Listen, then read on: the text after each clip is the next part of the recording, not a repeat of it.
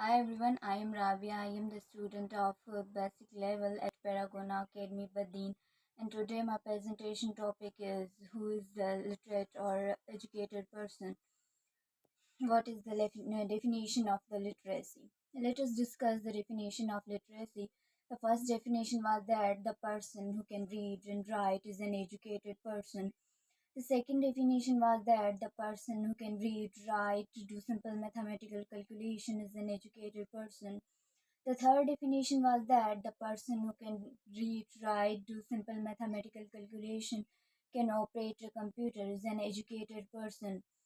But the current definition is that the person who can read, write, do simple mathematical calculation, can operate a computer, make analysis, draw conclusion, and build his own opinions and recommendations about the things is an educated person. But today is the day of the multiple literacies. World is working on the multiple literacies to their children's. But still, soon we become fail to understand only the definition of literacy, where the world is working on the multiple literacies. Multiple literacies include textual literacy, visual literacy, and media literacy.